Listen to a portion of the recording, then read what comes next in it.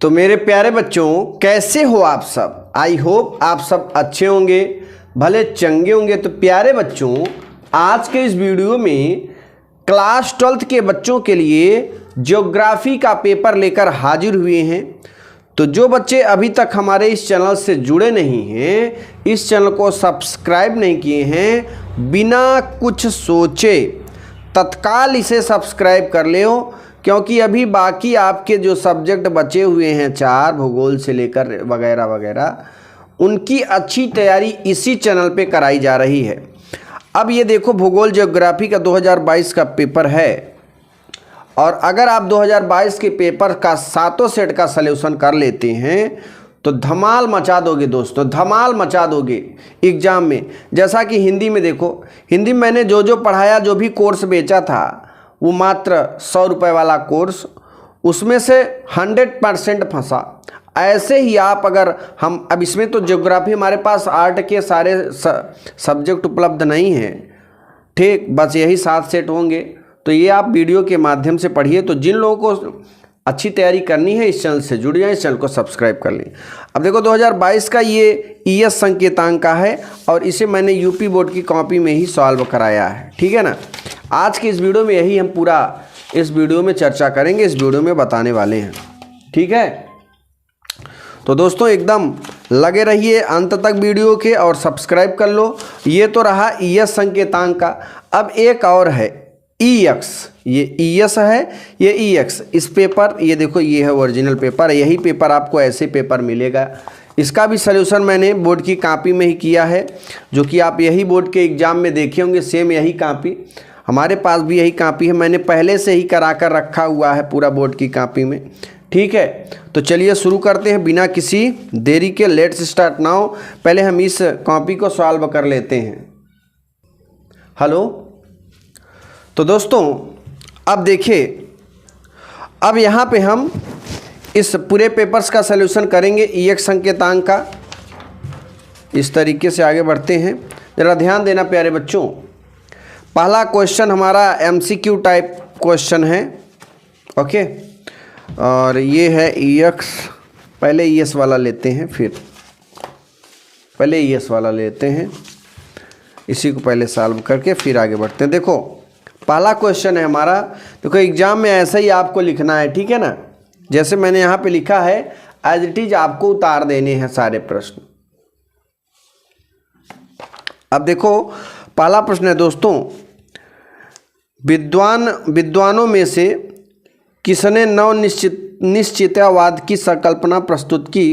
तो याद रखना दोस्तों, ग्रिफिथ टेलर ने जो है नव निश्चिततावाद की संकल्पना की। किसने की थी? नव निश्चिततावाद की संकल्पना की ग्रिफिथ टेलर ने। अब आगे देखिएगा, ये इसमें से पहले का कौन सा सही है? स, पहले का स सही है, ओके।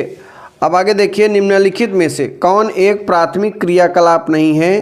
तो है विनिर्माण जो है प्राथमिक क्रिया, क्योंकि प्राथमिक क्रियाकलाप वही होता है दोस्तों जो प्रथम बार बनाया जाता है, और विनिर्माण का मतलब दूसरी तीसरी बार, जिसको बार बार रिपीट किया जाए, मरम्मत करा जाए उसी चीज़ को, तो वो विनिर्माण में आता है। तो ये दूसरे का यहाँ पे द सही है, दूसरे का द। अब हम एक क्वेश्चन नंबर 3 की बात करें, तो निम्नलिखित में कौन सा विश्व का सबसे अधिक जनसंख्या वाला देश है? तो चीन जो है दोस्तों, थोड़ा सा ही भारत से ज़्यादा है, तो इस समय भी चीन जो है जनसंख्या वाला देश है। अगला है, यहाँ तीसरे का स सही है, ठीक। इस तरीके से आपको बोर्ड एग्जाम में भी लिखना है। दूसरी चीज़, निम्नलिखित में से किस फसल को रोपण कृषि के अंतर्गत उगाया जाता है? तो पहला यहाँ ब है, चावल। कौन है दोस्तों? चावल। निम्नलिखित में से कौन सा भारत में दूसरा सबसे बड़ा धार्मिक समुदाय है? मुस्लिम। हिंदू के बाद जो है दोस्तों, मुस्लिम जो है सबसे बड़ा धार्मिक समुदाय। तो 5वें का स नंबर ऑप्शन यहाँ पे सही है, ठीक। फटाफट आप स्क्रीनशॉट ले लें इसका। अब आगे देखिए प्यारे बच्चों, प्रश्नोत्तर नंबर 6, निम्नलिखित में से कौन सा पर्यटन नगर है? ठीक, तो पर्यटन नगर कौन है? नैनीताल है या फिर प्रयागराज? तो नैनीताल ही मारेंगे, यानी 6 का द जो है नैनीताल, ठीक। अब आगे देखो, निम्नलिखित में से कौन 10 लाखी नगर है? तो अलीगढ़ जो 10 लाखी नगर नहीं है। अगला है बॉम्बे हाई खनन के लिए प्रसिद्ध है। तो बॉम्बे हाई खनन के लिए प्रसिद्ध कौन है? खनिज तेल प्रसिद्ध होता है। क्या होता है दोस्तों? खनिज तेल। तो 6, 7, 8 का स्क्रीनशॉट लेंगे। इसके बाद हम क्वेश्चन नंबर 9 की ओर बढ़ेंगे। मानव भूगोल को परिभाषित कीजिए। दोस्तों मानव भूगोल को परिभाषित करेंगे अब हम लोग। जरा ध्यान देना, एकदम फैक्ट चीज लिखना। जरूरी नहीं है कि आप कॉपी भर कर ही जाओ। अगर आप किसी भी प्रश्न का उत्तर एकदम फैक्ट लिखते हो, करेक्ट लिखते हो और 2 लाइन में ही आपका क्लियर हो जाता है ना, तो यहाँ पे जरूरत नहीं है कि 2 नंबर के क्वेश्चन को हम 1 पेज लिखें। कंटेंट होना चाहिए, जो आप लिखें वो परफेक्टली होना चाहिए, उस प्रश्न का असली उत्तर होना चाहिए। 1 लाइन में ही दे देंगे तब भी आपको 2 नंबर मिलेगा। देखो यहाँ परफेक्ट उत्तर क्या है, यहाँ पे कह रहा है मानव भूगोल को परिभाषित कीजिए। मानव भूगोल मानव वर्गों और उनके वातावरण की शक्तियों, प्रभावों तथा प्रक्रियाओं के पारस्परिक कार्यात्मक संबंध का प्रादेशिक आधार पर किया जाने वाला अध्ययन है। फ्रेडरिक रैटजेल के अनुसार दोस्तों मानव भूगोल मानवीय समाजों और धरातल के बीच संबंधों का संश्लेषण अध्ययन है। ठीक है, संश्लेषित अध्ययन है। अब आगे देखिए दोस्तों 10 नंबर, जनसंख्या घनत्व को परिभाषित कीजिए। किसको परिभाषित करना है? जनसंख्या। प्रति इकाई क्षेत्रफल पर निवास करने वाले व्यक्तियों की संख्या को जनसंख्या घनत्व कहा जाता है। क्या कहा जाता है दोस्तों? जनसंख्या घनत्व कहा जाता है। ठीक है ना। अगला है प्रश्नोत्तर 11, पल्ली बस्ती को परिभाषित कीजिए। पल्ली बस्ती क्या होता है? इन इकाइयों के देश के विभिन्न भागों में स्थानीय स्तर पर किसी विशाल गांव का ऐसा खंडी भवन प्रायः सामाजिक एवं मानव जाति कारकों द्वारा प्रेरित होता है। ऐसे गांव मध्य और निम्न गंगा के मैदान, छत्तीसगढ़, हिमालय के निचली घाटियों के बहुत आयात में पाए जाते हैं। पल्ली बस्ती, ठीक है ना, ये हमारे पल्ली बस्ती। फटाफट स्क्रीनशॉट लेंगे इसका। अब आगे देखेंगे 12वां नंबर प्रश्न हम पढ़ते हैं। 12वां नंबर हमारा प्रश्न क्या है? मानव विकास के 2 स्तंभों को लिखिए। यानी मानव का विकास के 2 स्तंभ क्या हैं? देखो, मानव विकास का विचार समता, सतत पोषणीयता, उत्पादकता और सशक्तिकरण की सफलताओं पर आधारित है। क्या आधारित है? मानव विकास। ठीक। 13 नंबर, 2 चतुर्थक क्रियाकलापों की सेवाओं के नाम लिखिए। 2 चतुर्थक क्रियाकलापों के सेवाओं के नाम लिखना है दोस्तों। तो यहाँ पे देखिए 13 नंबर क्वेश्चन की बात करें। चतुर्थक सेवाएं बहुत ही विशिष्ट तथा जटिल प्रकार के क्रियाकलाप हैं जिनका संबंध ज्ञान से संबंधित क्रियाकलापों जैसे शिक्षा, सूचना, शोध व विकास से है। चतुर्थक शब्द से तात्पर्य उन उच्च बौद्धिक व्यवसायों से है जिनका दायित्व चिंतन तथा शोध और विकास के लिए नया विचार देना है। ठीक है ना, ये हमारा 13 है। अब हम भारत में जल प्रदूषण के 2 कारकों का उल्लेख कीजिए। ये 14 नंबर है। प्राचीन काल में प्रकृति और मानव के विकास की भावनात्मक संबंध था। मानव अत्यंत कृतज्ञ भाव से प्रकृति के उपहारों को ग्रहण करता था। प्रकृति के किसी भी अवयव को क्षति पहुंचाना पाप समझा जाता है दोस्तों। क्या समझा जाता है? पाप। अब हम जान लेते हैं जल प्रदूषण। क्या जानेंगे दोस्तों? जल प्रदूषण। इसी में देखो जल प्रदूषण क्या है? बदबू, घुलित एवं निलंबित ठोस कण, अमोनिया और यूरिया नाइट्रेट एवं नाइट्रस ऑक्साइड, क्लोराइड, कार्बोनेट, तेल एवं ग्रीस, चिकनाई, कीटनाशों एवं फीडनाशी के अवशेष, टैनिक, क्लोरोफार्म, एमपीएम, जीवाणु गणन, सल्फेट एवं सल्फाइड, भारी धातुएं जैसे सीसा, आर्सेनिक, पारा, मैग्नीज आदि रेडियोधर्मी तत्व होते हैं। कौन से? रेडियोधर्मी। 15 नंबर देखिए जरा, 2 धात्विक खनिजों के नाम लिखिए।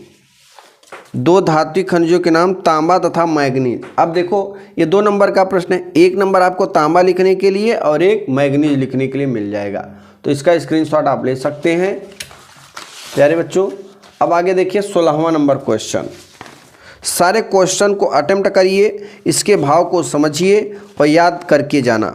ठीक, मानव भूगोल के प्रमुख उप क्षेत्रों का उल्लेख कीजिए। मानव भूगोल के प्रमुख, तो यहाँ पे 16 नंबर प्रश्न, यहाँ पे पहले 16 देख लेते हैं। दो धात्विक खनिजों के नाम हो गया। भारत में सिंचाई के 2 साधनों का उल्लेख कीजिए। तो प्यारे बच्चों, भारत में 2 सिंचाई के उद्योग हमारे स्रोत हैं, उल्लेख हैं। नहरों के द्वारा बहुत बड़ी मात्रा में सिंचाई की जाती है। दूसरे जो नलकूप माने जो ट्यूबवेल आप लोग लगवाते हैं घर पे, वही सब जो है ये हमारे सिंचाई के साधन हैं। कुछ लोग पहले जो है ना, पहले पुराने ज़माने में जो है रहट चलता था दोस्तों, तो रहट के माध्यम से लोग सिंचाई करते थे। यानी वो पुल्ली और पट्टा वगैरह लगा रहता था, बैल चारों तरफ घुमाते थे, तो वो पानी जो है कुआं में से निकाल के बाहर निकलता था और बाहर निकलने के पश्चात जो है वो खेतों में जाया करता था। तो रहट के माध्यम से भी हम सिंचाई पहले के ज़माने में करते थे। लेकिन टेक्नोलॉजी बढ़ने की वजह से नलकूप आ गए, सबमर्सिबल आ गए, उसके वजह से हम लोग खेतों की सिंचाई करते हैं। ठीक, अब आ जाते हैं 17 नंबर क्वेश्चन में। 17 में हमारा मानव भूगोल के प्रमुख उप क्षेत्रों का वर्णन कीजिए। तो यहाँ पे दोस्तों मानव भूगोल जरा ध्यान देना। मानव भूगोल के विषय क्षेत्र के मुख्य तथ्यों का संक्षिप्त विवरण निम्नलिखित है। पहले जनसंख्या। ठीक, जनसंख्या क्या है दोस्तों, तो जरा ध्यान देना। जनसंख्या मानव भूगोल के विषय क्षेत्र के मुख्य तत्वों का संक्षिप्त विवरण। जनसंख्या, मानव भूगोल जनसंख्या के विवरण, प्रारूप, जनसमूहों, प्रवास, अधिवास तथा उसकी प्रजातिगत सामाजिक संरचना का ऐतिहासिक परिप्रेक्ष्य में विवेचना करता है। ठीक, अगला है प्रदेश के प्राकृतिक संसाधन। प्रदेश के प्राकृतिक वातावरण के विभिन्न तत्वों का अध्ययन तथा मानव क्रियाकलापों में इन तत्वों के प्रभाव का अध्ययन किया जाता है। इनमें प्राकृतिक संसाधन, भूमि, जल, वन, खनिज का अध्ययन सम्मिलित होता है। ठीक है ना। आगे देखिए 18 नंबर क्वेश्चन। 18 जनसंख्या विवरण को प्रभावित करने वाले कारकों का उल्लेख कीजिए। जनसंख्या वृद्धि।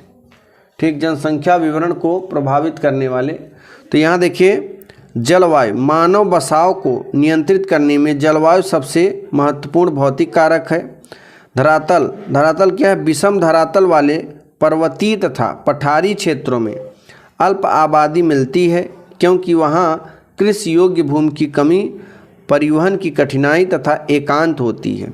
ठीक है। खनिज संसाधन, खनिज संसाधन का मतलब क्या होता है, तो खनिज संसाधन में भौतिक कारकों को, ठीक 18 नंबर में अभी आपने देखा कि जनसंख्या वितरण को प्रभावित करने वाले कारक, तो मैंने कहा जलवायु हो गया, धरातल हो गया। खनिज संसाधन क्या है, भौतिक कारकों के प्रतिकूल होने पर भी खनिजों के आकर्षण से किसी क्षेत्र में खनिज जनसंख्या जमाव होता है। ठीक, परिवहन की सुविधाएं क्या होती है दोस्तों, तो पठारी या पर्वतीय क्षेत्रों की अपेक्षा समतल मैदानी भागों में परिवहन की सुविधाएं अधिक सुलभ होती हैं, इसलिए मैदान अधिक घने आबाद होते हैं। 19 नंबर प्रश्न देखेंगे प्यारे बच्चों। चलवासी कृषि की मुख्य विशेषताओं का वर्णन कीजिए। ये चलवासी क्या होता है, जरा ध्यान देना। इस कृषि में सबसे पहले वनों के किसी भाग को काटकर या जलाकर साफ कर लिया जाता है तथा इस पर कृषि की जाती है, परंतु जब इस मिट्टी की उर्वरा शक्ति समाप्त हो जाती है तो 2-3 दिन वर्षा बाद भूमि को परत छोड़कर नए स्थान पर वनों को साफ कर कृषि की जाने लगती है तथा कुछ वर्षों बाद इन क्षेत्रों को भी छोड़ दिया जाता है और नए स्थान पर कृषि की जाने लगती है। ये उर्वरा शक्ति का मतलब होता है। ठीक है ना, यानी चलवासी कृषि है ये। फिर अगला है दूसरा नंबर, इस प्रकार की किस्में मोटे अनाज जैसे मक्का, ज्वार, बाजरा, चिमकिंद एवं रतालू आदि उत्पन्न किए जाते हैं। फिर तीसरा इसका गुण है, इस पद्धति के अंतर्गत किस खाद्यान्न का उत्पाद कम किया जाता है। चौथा नंबर, इस कृषि पद्धति में सिंचाई के साधनों का भी प्रयोग नहीं किया जाता। किसका? सिंचाई के साधनों का प्रयोग नहीं किया जाता। अब हम 20वें नंबर प्रश्न की बात करेंगे। सतत पोषणीय विकास की संकल्पना को परिभाषित कीजिए। तो यहाँ पे है, ब्रंटलैंड आयोग के अनुसार सतत पोषणीय विकास एक ऐसा विकास है जिसमें वर्तमान पीढ़ी अपनी आवश्यकताओं की पूर्ति आने वाली पीढ़ियों की आवश्यकताओं की पूर्ति के बिना नुकसान पहुंचाया करती है। ठीक। अब 21 नंबर देखिए जरा, भारत में जल संरक्षण के उपायों का वर्णन कीजिए। तो यहाँ पे पहला है, वर्षा के जल का संग्रह करना चाहिए। दूसरा है, जल का अंधाधुंध उपयोग नहीं करना चाहिए। तीसरा, तालाबों और नदियों को और अधिक गहरा करना चाहिए। चौथा है, जल को प्रदूषण से बचा लेना चाहिए। इससे दोस्तों, जल के प्रदूषण से। ठीक। अब देखिए आगे, प्रश्नोत्तर संख्या 22, भारत में ग्रामीण से नगरीय क्षेत्रों में होने वाली प्रवास के कारणों का उल्लेख कीजिए। तो यहाँ पे देखिए, मानव स्वभाव को दोस्तों आदिकाल से ही घुमंतु प्रवृत्ति का रहा है। वह भूमि एवं साधनों की खोज, महामारी, युद्धों, अनेक तरह के भेदभाव तथा अत्याचारों आज से बचने हेतु एक स्थान से दूसरे स्थान पर जाकर बसता रहा, जिसे प्रवास या देशांतर या स्थानांतरण कहा जाता है। अपने प्रवास के द्वारा मानव अपनी आर्थिक, सामाजिक, राजनीतिक, धार्मिक, सांस्कृतिक एवं उच्च आकांक्षाओं की पूर्ति करता रहा है। मानव की जिज्ञासु प्रवृत्ति उसके प्रवास की सबसे बड़ी प्रेरक है। ठीक है ना। अपने वास स्थान से नए क्षेत्रों की ओर गमनागमन और अपेक्षाकृत सुगम एवं अनुकूल क्षेत्रों की खोज प्रागैतिहासिक काल से ही चली आ रही है। वैश्विक प्रवास के इतिहास में मानव नए नए क्षेत्रों की खोज करते हुए, प्रतिकूल परिस्थितियों एवं चुनौतियों का सामना करते हुए एवं स्वयं को परिस्थितियों के अनुरूप और स्वयं को अनुकूल बताता है। इस तरह नए क्षेत्र की तलाश, यात्रा का रोमांच, कुछ नया करने की प्रवृत्ति, कुछ नया पाने की लालसा, परिस्थितियों, प्रखरताएं, सामाजिक, राजनीतिक और आर्थिक तत्व मानव प्रवास के मूल कारण होते हैं। ठीक है। अब 23वां नंबर प्रश्न देखिए दोस्तों। 6 नंबर का प्रश्न है, जनसंख्या के ग्रामीण नगरीय संगठन का वर्णन कीजिए। दोस्तों, यहाँ पे जनसंख्या का केंद्रीकरण, छोटे व तंग आवास एवं गलियाँ, पीने योग्य जल जैसी सुविधाओं का अभाव है। विकासशील देश में बस्तियों में संबंधित प्रमुख समस्याएं हैं। आर्थिक समस्याएं क्या हैं दोस्तों? सबसे बड़ी समस्या आर्थिक। अब देखो, आर्थिक समस्या तब आएगी जब आप बैठकर खाओगे, ठीक, करोगे नहीं और बैठकर खाओगे, बड़ी बड़ी कल्पना करोगे, बड़ी बड़ी डींगे हाँकोगे, तो उससे आपकी आर्थिक समस्या डाउन हो जाएगी। तो विश्व के विकासशील देश में जनसंख्या का शहरों की ओर पलायन करने का मुख्य कारण ग्रामीण व छोटे नगरीय क्षेत्रों में रोजगार के अवसर में कमियां आना। ठीक है ना। आगे देखो इन्होंने क्या कहा, नियोजन की समस्या मनुष्य का शहर की ओर आने का प्रमुख कारण रोजगार के अवसर और नागरिक सुविधाओं का मिलना। अगला है सामाजिक सांस्कृतिक समस्या। विकासशील देश के शहरों में अपर्याप्त विस्तृत साधनों के कारण बहुसंख्यक निवासियों की आधारभूत सामाजिक ढांचागत आवश्यकताएं भी पूरी नहीं हो पाती हैं। ठीक। फिर पर्यावरण संबंधी समस्या क्या होती है दोस्तों? आज के युग में अत्यधिक औद्योगिक विकास में पर्यावरण संबंधी अनेक समस्याएं उत्पन्न कर दी हैं। उद्योगों के लगने पर जनसंख्या वृद्धि के साथ ही नए उत्पादों का उपयोग भी बढ़ा है और मानव पुराने उत्पादकों को व्यर्थ बचे हुए रूप में फेंकने लगा। ठीक है दोस्तों, ये जनसंख्या ग्रामीण नगरीय संघटक है। अब भारत में जल प्रदूषण की समस्या का वर्णन करिए। प्यारे बच्चों, जल प्रदूषण की समस्या का वर्णन, जल में किसी बाहरी पदार्थ की उपस्थिति जो जल के स्वभाव गुणों को इस प्रकार परिवर्तित कर दे कि जल स्वास्थ्य के लिए नुकसानदेह हो जाए या उसकी उपयोगिता कम हो जाए जल प्रदूषण कहलाता है।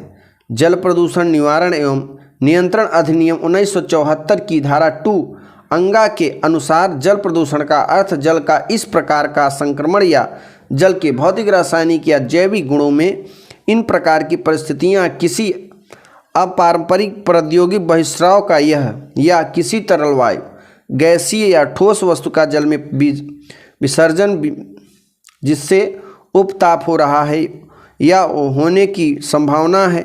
जल के अभिकरण पूर्ण उपयोग का मुख्य कारण बढ़ती हुई जनसंख्या और औद्योगिक प्रौद्योगिक विस्तार हैं, जिसमें कुछ दशकों में बड़े बड़े स्तर पर जल के अविवेकपूर्ण उपयोग से जल हैं।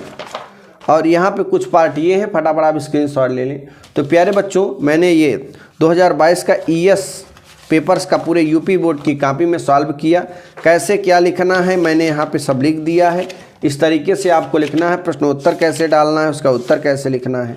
ठीक, अगले वीडियो में आप एक नया पेपर देखेंगे। फिर अगले वीडियो में आपको 8 वीडियो प्रोवाइड किए जाएंगे, उससे पढ़ने के आप 80+ गारंटी है दोस्तों, 80% आने की पूरे चांसेस हैं। ठीक है ना। तो चलिए अगले वीडियो में आपसे फिर मिलते हैं, तब तक के लिए जय जय भारत, वंदे मातरम।